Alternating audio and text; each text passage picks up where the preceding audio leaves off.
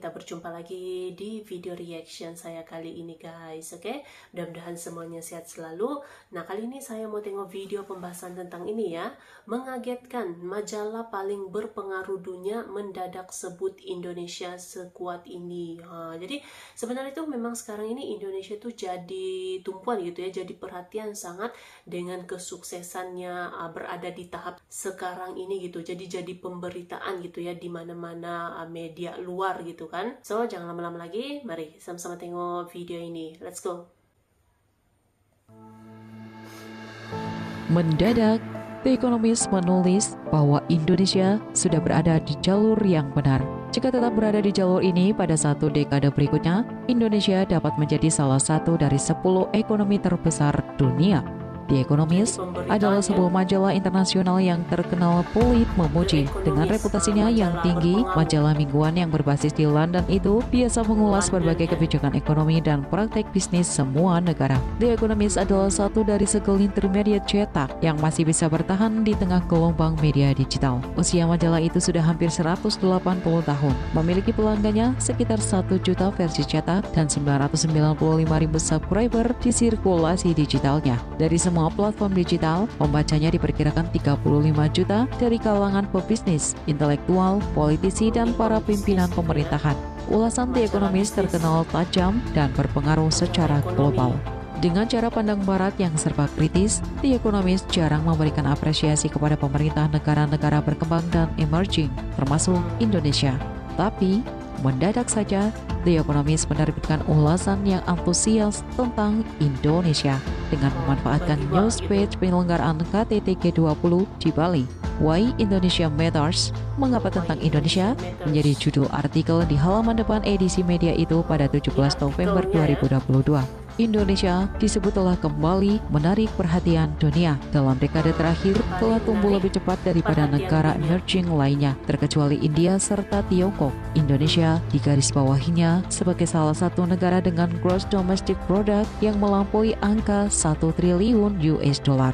Bank Dunia menyebut GDP Indonesia akan mencapai 1,25 triliun US dollar di 2022 dan kemungkinan terkerek 1,4 triliun US dollar di akhir tahun 2024. Indonesia disebut sebagai negara mayoritas muslim terbesar di dunia, demokrasi terbesar ketiga, dan negara terpadat keempat. Dengan 276 juta orang yang tersebar di ribuan pulau yang teruntai dari Samudra Hindia hingga Pasifik, Indonesia termasuk yang terjebak dalam pertarungan strategis antara Amerika dan Tiongkok. Namun, seperti India, Indonesia bisa beradaptasi dengan tatanan dunia baru di mana globalisasi dan supremasi barat mengalami kemunduran. Dalam pandangan The Economist, salah satu sumber pertumbuhan ekonomi Indonesia ialah bisnis layanan digital yang berkembang dinamis. Ekonomi digital itu disebutnya dapat membangkitkan konsumen yang lebih terintegrasi. Dengan lebih dari 100 juta orang secara kolektif membelanjakan 80 miliar dolar per tahun, e-commerce dan e-money berlaku dari urusan belanja online hingga aplikasi pemesanan truk besar. Katalis ekonomi lainnya yang khas Indonesia adalah nikel. Dengan modal 1/5 cadangan nikel dunia, Indonesia memainkan nikel dalam mata rantai pasokan kendaraan listrik. Saat negara barat, Tiongkok dan India menaikkan subsidi dan insentif untuk menarik investasi dalam negeri, menurut The Economist, Indonesia melihat sebuah peluang dengan nikel tersebut. Alih-alih menjadi Arab Saudi di masa lalu yang menjual putus emas hitamnya atau minyak, Indonesia mengejar kebijakan hilirisasi. Presiden Joko Widodo melarang ekspor bahan mentah nikel untuk memaksa perusahaan global membangun pabrik di Indonesia. Ini bukan kebijakan yang ortodoks. Sejauh ini, lebih dari 20 miliar dolar investasi telah ditanamkan yang ditulis dalam majalah Inggris itu. Maksudnya, investasi pada hilirisasi itu mencapai 20 miliar US dollar. The Economist mengapresiasi transformasi energi di Indonesia. Energi baru dan terbarukan didorong untuk menggantikan batu bara pada pembangkit listrik tenaga uap, termasuk di dalamnya kemungkinan pensiun dini bagi banyak PLTU. Kebijakan itu dipandang bisa mendorong industri baru yang mendatangkan investasi dan membangkitkan ekonomi. Aspek kedua yang membuat prospek kuat ialah Indonesia telah merakit cara untuk menggabungkan demokrasi dengan reformasi ekonomi. Sistem politik yang pluralis itu telah jauh berkembang seraya menekan menekankan kompromi dan harmoni sosial. Presiden Joko Widodo yang memerintah melalui koalisi besar itu telah merangkul banyak lawannya. Namun, keuangan publik dijalankan dengan ketat, perbaikan bertahap termasuk infrastruktur baru, pembersihan perusahaan negara, dan beberapa modernisasi undang-undang pendidikan dan tenaga kerja.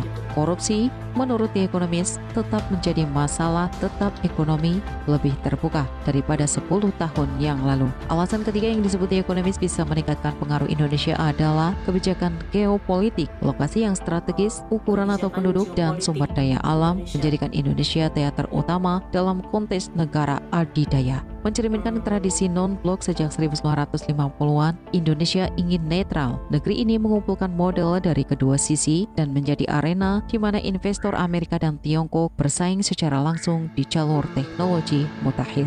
Indonesia disebut sudah berada di jalur yang benar. Jika tetap berada di jalur ini, pada satu dekade berikutnya, Indonesia dapat menjadi salah satu dari 10 ekonomi terbesar dunia. Ini akan tetap cukup tangguh terhadap guncangan. Mata uangnya telah mengungguli beberapa negara kaya tahun ini, meskipun terjadi gejolak keuangan global.